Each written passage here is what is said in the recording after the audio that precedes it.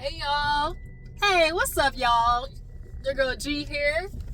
Just coming to talk to you guys really fast while I'm out here running these errands. Y'all know when I run these errands, I have a little time to talk about stuff that I usually don't get to, chit chat about during the week and everything. So yeah, let me run over here real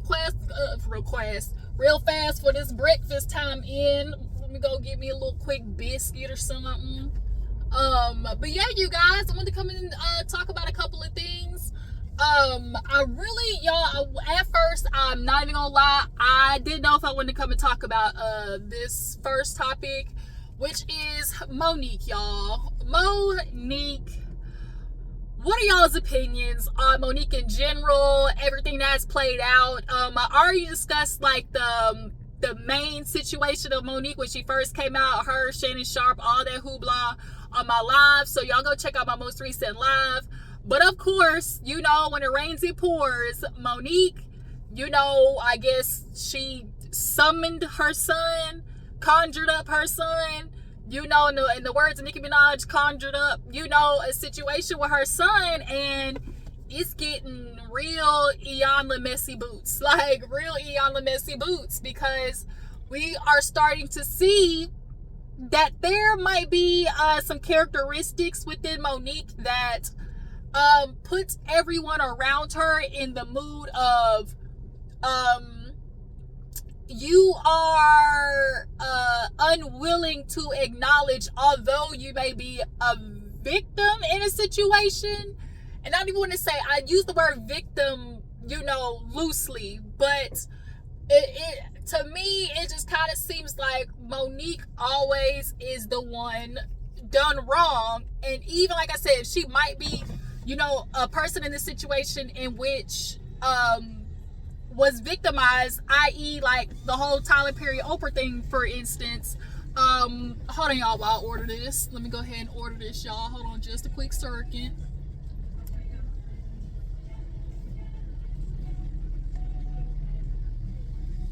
All right, y'all, I'm back.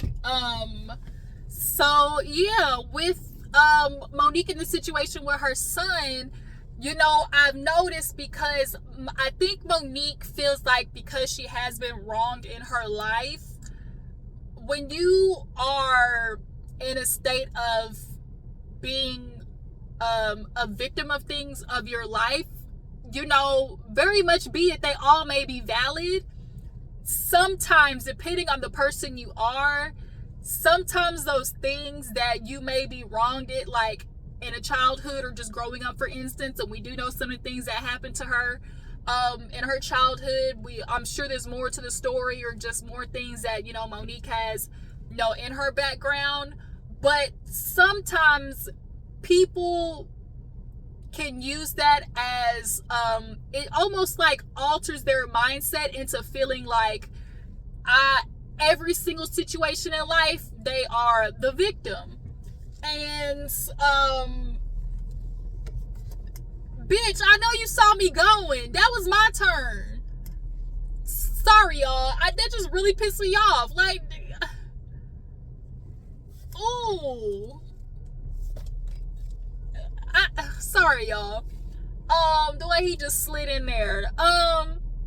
Yeah, because Monique has handled, or dealt with a lot of things in her life, and she, in this situation with Tyler Perry and Oprah, was done wrong. And I think everybody can kind of is, validating Monique and feeling like, yeah, we do believe that in this situation with Tyler Perry and Oprah, you deserve some type of acknowledgement, or just some type of, conclusion with that. But I think Monique is going to run this into the ground, and it's really unfortunate, because already we saw on the tour, where she was like, oh, I want to apologize to them for telling them to suck my and not licking the nuts with it. I was like, ooh. And then after my reaction was, my thought process immediately after that was, Monique, boo-boo, if you run this whole tour talking about Tyler Perry and Oprah, you are going to do yourself the biggest disservice. because you do have fans who do want to see you succeed and give us Monique comedy. But if the only comedy you have is in reference to, you know, shitting on other people, and it's not like a sense of like you shit on them, but it's just like, you know, just constantly taking shots at other people, that's not really comedy, is it? You know, like, it's just you talking shit on stage. You guys, hold on. Go ahead and get my card ready. Let's see.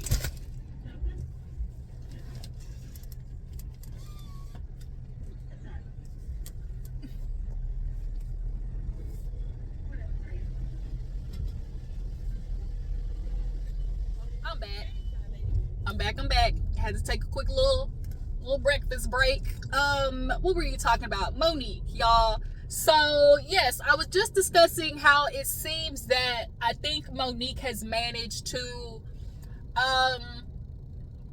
convince herself with the help of Daddy that she's being done wrong in every aspect of her life.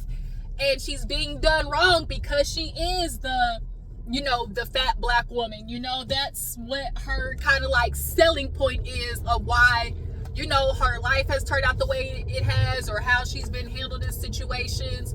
Now, I definitely don't negate the fact that Monique probably did obviously experience some type of, you know, prejudice or things like that, but that also doesn't negate the negative input that you might have had in those situations. You know, just because somebody's more wrong than you in a situation doesn't mean that you still weren't wrong, you know, or still had a wrongdoing in the situation.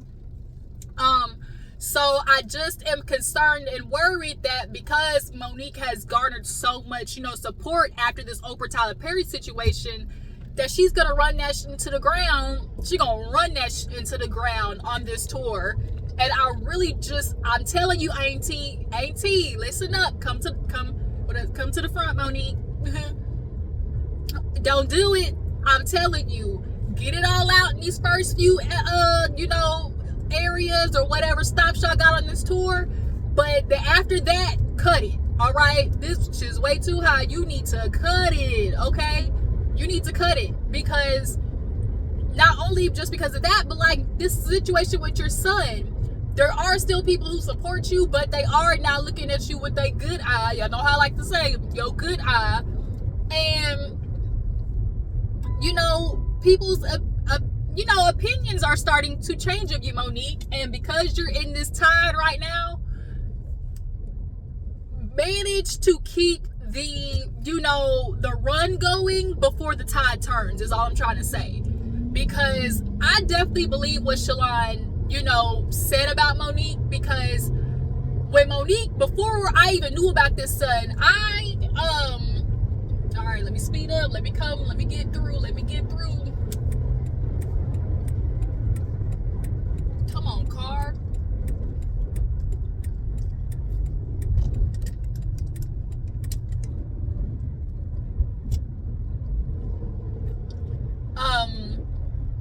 Sorry, y'all.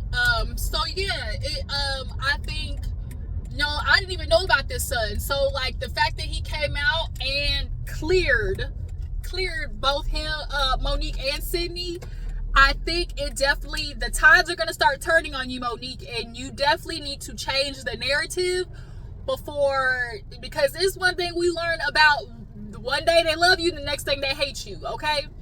And what we do not love is narcissistic parents, okay? I think all of us can agree that there is definitely an air of narcissism that happens sometimes with parents because they are the parent, you know, and you feel like you have some type of authority over your child in the way of not having to admit when you're wrong and not having to cop to when they approach you possibly about, you know, hurting their feelings or, you know, things like that. And, you know, Shalon, he explained how he's had this conversation with Monique before. Even, you know, she did admit that, you know, she could have did better as a mother. But acknowledging, as he said, like acknowledging something and actually changing it are two different things. Yeah, you can acknowledge that something is off between y'all's relationship, but what are you going to do about it? And your apology doesn't mean nothing. Like people say, like, apology, a true apology is changed behavior.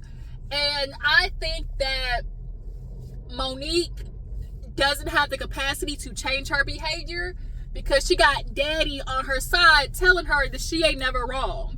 It's clear. Before, like I said, before I even knew about this son, Shalon, when Monique was doing these interviews and daddy this, daddy that, and how much like he spoke for her back then, I already knew something was up. Like, I already did not like the dynamic. But watching, you know, this situation where Monique, you are addressing your son, remember, your son. Why is Sidney doing all the fucking talking? Like, for real. Why is he doing all of the talking? And then y'all is trying to pull out these old ass text messages from 2-3 years ago and try to use that as receipts to justify why y'all have the relationship that y'all have. And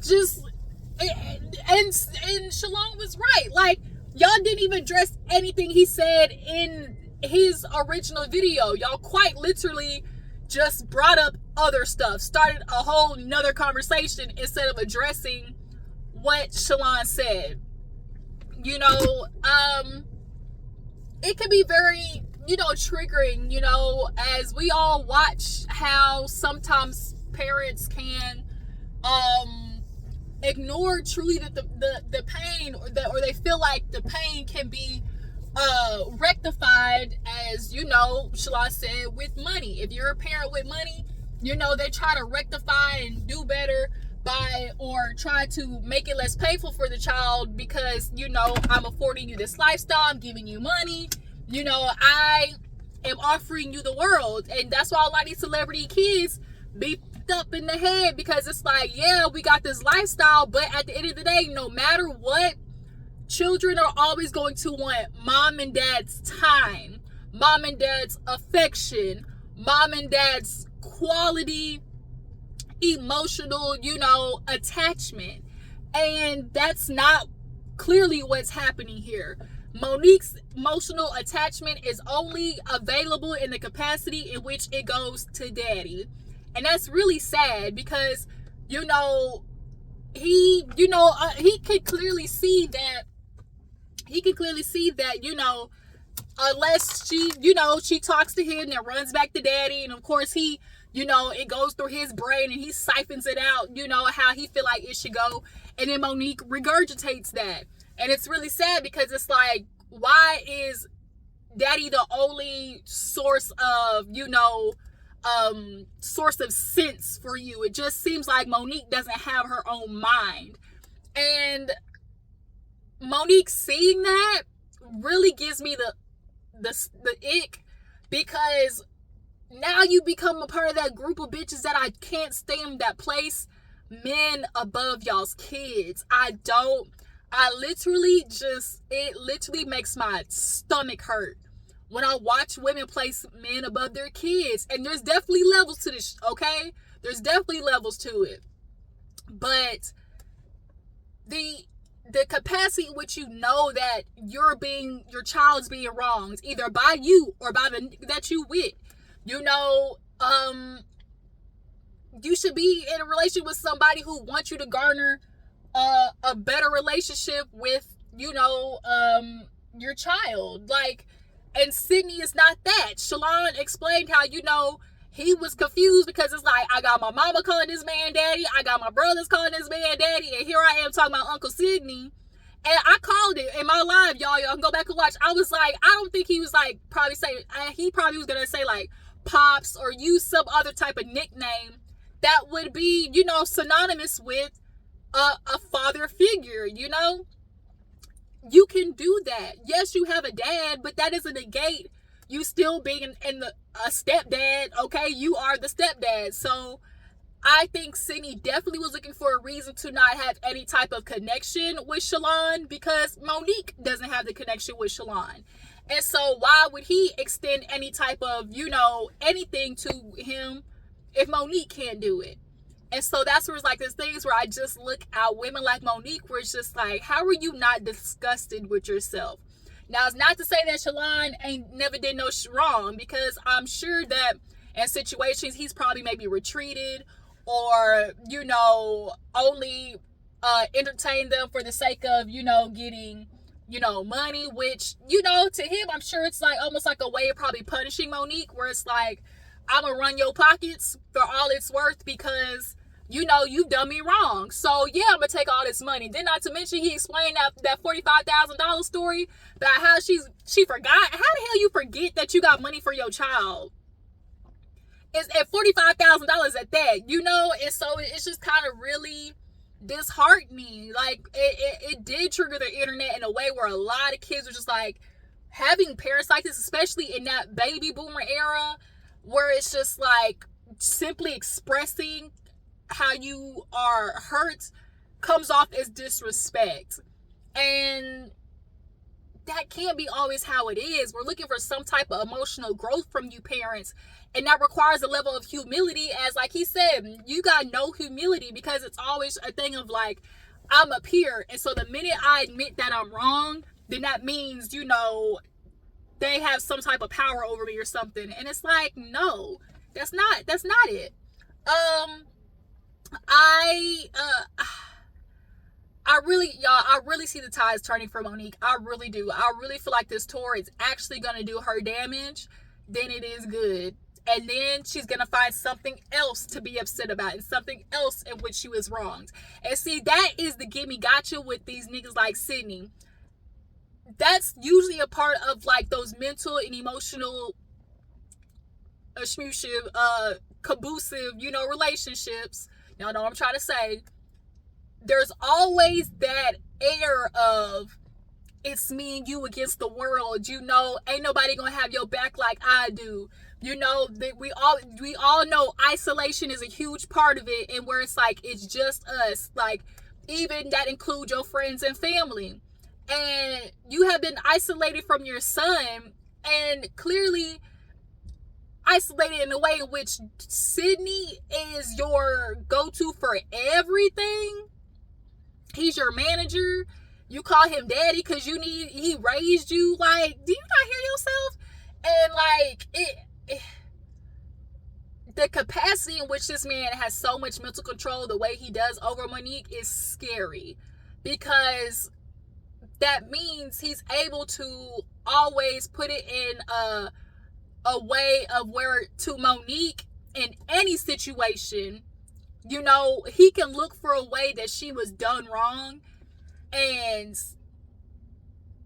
use that as a way to almost like always pair them together in like, girl, I got your back because look how they trying to do you wrong right here. And it's like, not everything is a fight, you know, not everything is a I got done wrong situation. And I really feel like Sidney really does play a part in that. It's really unfortunate. I do hope for healing for Shalon. Like I said, Monique, them bitches that put they man over their kids, it pisses me off. You throw in his mental health and all, just like, what? You trying to bring his mental health into question, and just like,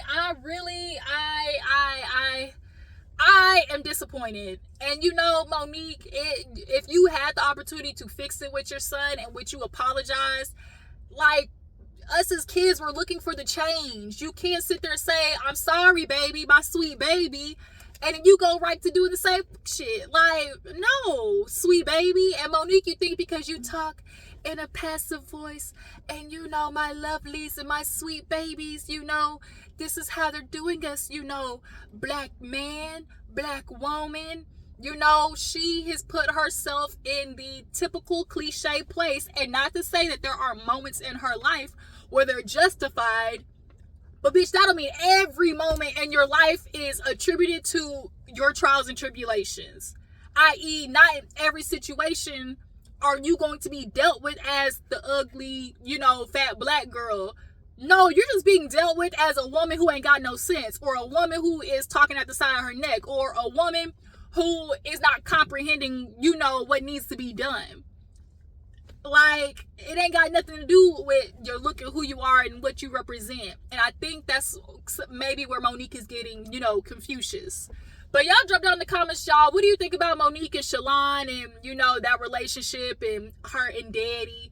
Do you, he had the grandchild and he definitely was like, I don't want my grandchild to be a part of this circus. And, he has a right to that. It's sad, but it's like, once you realize somebody has the inability to improve or do better, you decide whether you want to participate or not. And that includes fucking parents, okay? Parents included, all right? That's just like, you ain't always got to have your parents in your life. It's tragic, it's sad, but parents can, get clipped too. Shout out to Dorinda from Roni. Clip. She said clip. Yeah, get the fuck out of here. Clip, okay? Cut that off. Ooh, I can't. I'm sorry, Shalon. I really am. And I'm waiting for the downfall of Monique because she's going to, along the way of the tour, we are going to get burnt out with Monique because it's always going to be a grievance after a grievance after a grievance. And she thinks that's the way that people are going to continue supporting her. When in all actuality, we're going to continue supporting you because we fuck with you, Monique. Because we want to see your comedy, Monique. We understand the person that you used to be, the comedy you used to have, but we know there's a level of evolution that comes with it. But it's like, damn, Monique, you don't need a grievance or something to be going wrong for people to support you. We're going to support you regardless because we mess with you, Monique. And so I really just, like I said, I really hope this tour, I really hope she doesn't do what I think she's about to do. But yeah, you guys, let me run to the store real fast so I come back out and we get to the next topic. On to the next. I'm out here pricing toilets. I gotta freaking buy a new toilet for our game room, and I'm out here pricing the difference between Lowe's and Home Depot. I think Home Depot gonna be the way to go. Found me a toilet for about $90. I'm sure after tax it's gonna be like 90, damn near 100, but your girl gotta go pee. It's Pinky, nigga, open up the door. Pinky gotta go pee. But yeah, okay, y'all, so moving on. Just got done talking about Monique. Like I said, you guys, y'all drop down in the comments and tell me what you feel about the whole situation and what you how you think this is going to affect Monique's career. So another thing I wanted to talk about, y'all, was Porsha. Okay, Miss Bottle and Hennessy, which one you just eat me out tonight? Okay, that Porsha. If you haven't heard, she has been confirmed to return to Real Housewives of Atlanta, and I'm kind of like 50-50 because the truth is, Porsha, I really feel like you finna come on here and give us some bull. Like, I really do. Let me go this way. Hopefully this is a shortcut. I really feel like you about to come on and once again not talk about the shit with you with Simon. That's why you left the Real Housewives of Atlanta, because you knew that next season they was gonna be on your ears, okay? They was gonna be on you, like flies on shit, okay? And you didn't want that. You didn't want that smoke, and so she avoided it.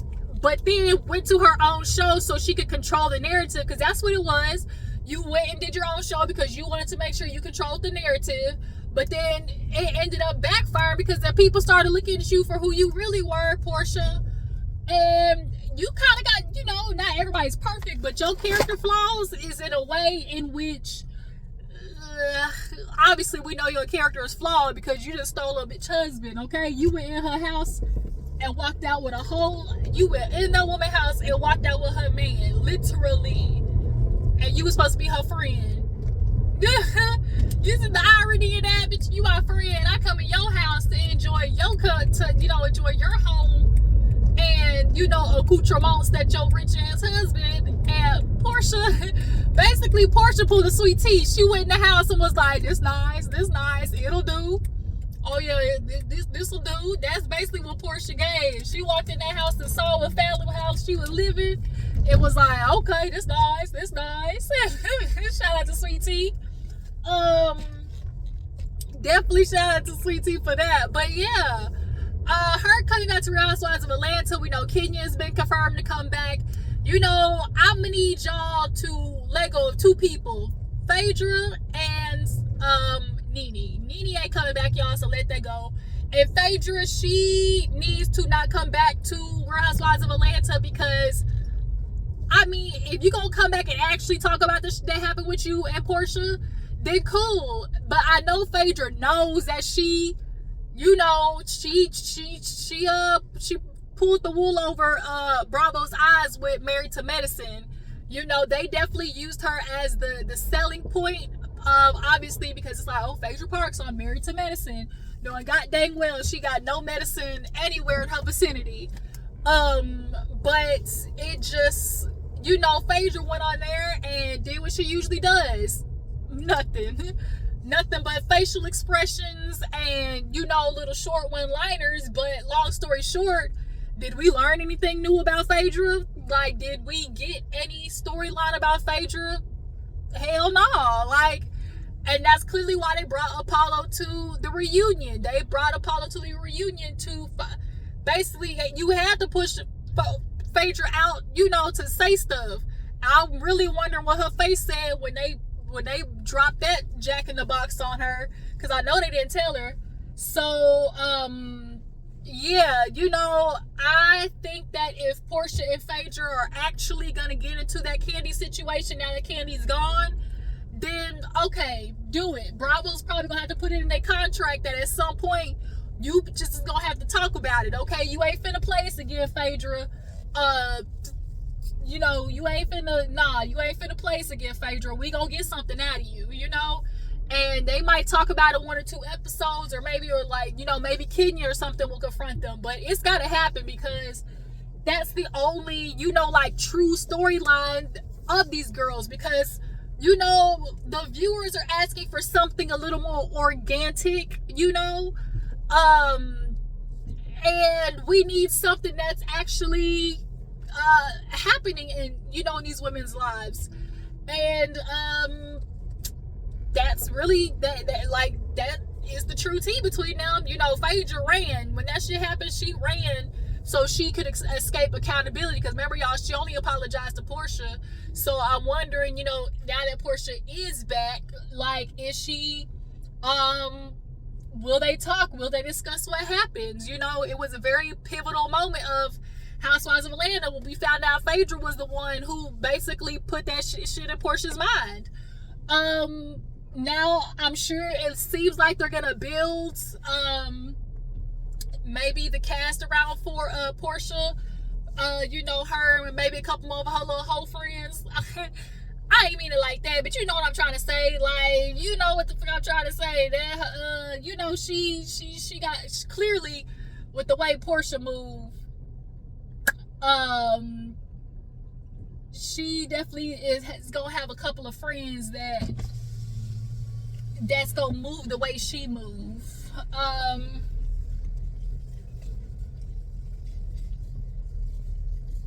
Hold on, you guys. All right, y'all, I'm back. All right, done ran to the stove, done ran and got my toilet, then got to the grocery store, and took a little longer than I wanted, but hey, life is life. And speaking of life, we're gonna get back to talking about Porsha's that home wrecking heifer. Okay, she over there the kicked Helen out the crib. Fallon done became Helen. Charles. Helen walked in, Porsha walked in like Charles's new chick and felt entitled to everything. Bitch, I wish, man, and every time I saw Porsha, that bitch would get a mean mug out of me. Cause Porsha like to play dumb. She ain't stupid, but she like playing dumb. There's definitely a difference. And she definitely plays dumb when it comes to the situation with how her and, you know, Simon got together and all that type of stuff like that. She ain't never gonna give the she's never going to give the truth, like when she tells the story, like on Real Housewives of Atlanta, because she don't want the judgment. But as far as the rest of the girls, you know, I would definitely be interested if old Gail we seen from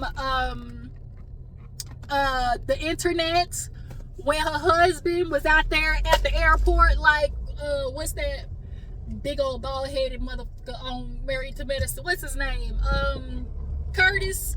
Yeah, old Gail, she had the same situation. Caught that bitch at the airport with my husband, and you know, she basically let it be known that he basically told her, like, and what you gonna do about it? Like, that's for real what it was. And what you gonna do about it?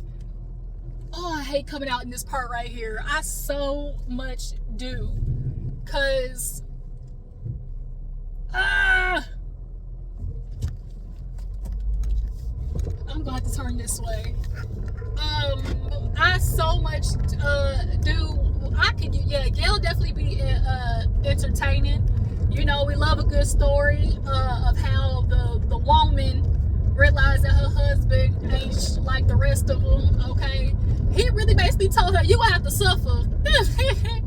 He told her, "Look, I ain't getting no divorce. My first wife took half. But you just gonna have to deal with it, okay?" And I was just like, yikes. It really be niggas who want they woman to live that way.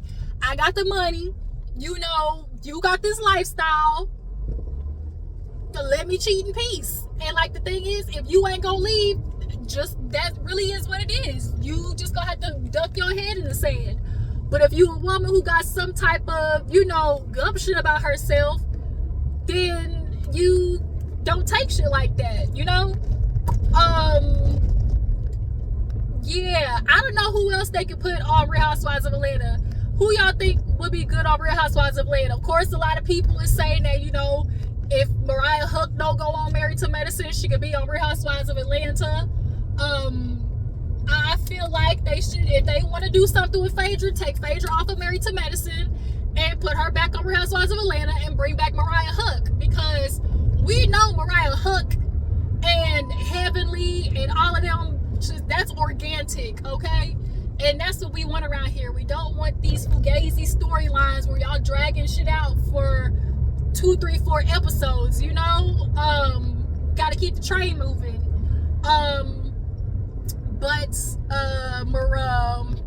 What else did I want to talk about? Yeah, Real Housewives of Atlanta, you guys. Who else do you think would be good on the show, y'all? Tanya?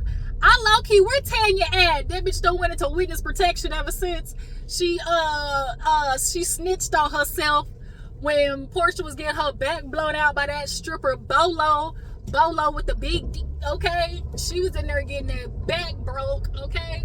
Because we know Dennis wasn't doing it right at that time. Yeah, she was in there getting that, bend that sober, let that coochie breathe, bend that ass over, let that coochie breathe, okay? She was in there letting that coochie breathe. And Tanya, girl, to snitch herself and went MIA ever since.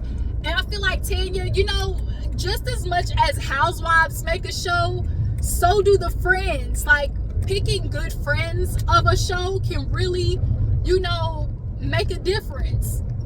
Every character doesn't have to be the big, boisterous, you know, outgoing type. Like, you do need those kind of even-kiltered, you know, just kind of bubbly characters. Let's go straight. You know, that offer like kind of like a relief, like breathing room. And I feel like Tanya is just that, you know. I do miss Tanya. I really, really do. Y'all, also too, I don't think Shamari got a good, you know, run. Shamari, y'all know what's going on with her and what's that dude named? Ron, whatever, over there. Shamari and her husband, they going through it because Shamari like coochie. And her husband don't like that, because y'all know, remember when they separated, split, whatever the hell that was. You know, she liked the punani.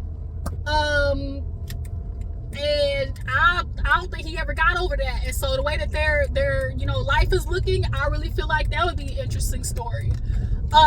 Sonya, I hate to break it to you, I'm not gonna say that she had that baby thinking, you know, for security of the show, but I definitely think it played a part. Sanya, you know, she wanted to give him his baby. You know, all right, you did. And I really think Sanya overestimated her value on Real Housewives of Atlanta. You said Ross showed you that he was gonna be a better dad, but girl, the logistics of that still being in Austin while you in Atlanta didn't change. Like, he's still gonna have to show up to be a dad, and then you literally just kicked your sister out the house. So and we know her nigga ain't shit because he mooching up off of y'all. He ain't got no job. First he was working for you, then he wanted to be a real estate agent or something like that, and then he worked for Ross. Like, Sonya's sister's dude was ass. And so that's why, you know, Ross was like, I want my house back. Just when you kick your sister out, you get another baby. Sonya, are you stupid or are you dumb? Like, but you know, like I said, I think a huge part of why she had that baby again is because she thought it was gonna help with her getting another season. I really do. I really do. And so I hope, Sonya, for you and your baby's sake, that, like you said, Ross changed and showed enough, you know, initiative to prove that he was gonna be a better dad than he was last time. But here's the thing, ladies, if you ain't a good dad the first time, don't give that man no more babies. Literally, if he cannot show, like, if he's not showing his parental skills the first time, don't give that man another baby. The saying, mama's baby's daddy's maybe, is truer than none, okay? For sure. So yeah, girl, Sanya, sorry you couldn't come back. So y'all drop down in the comments and tell me who y'all you know would be a good addition to Real Housewives of Atlanta. What y'all think about her coming back? I can't think of anything else I necessarily wanted to talk about. Yeah, I can't really think of anything, you guys. So yeah, that was a little short take, you guys. If there's anything else y'all want to talk about, drop down in the comments, let me know. I was gonna talk about Vori, but I think this video is getting a little long. So yeah, you guys, I will catch y'all next time. I feel like, do I want to talk about Vori right now, or do I want to wait?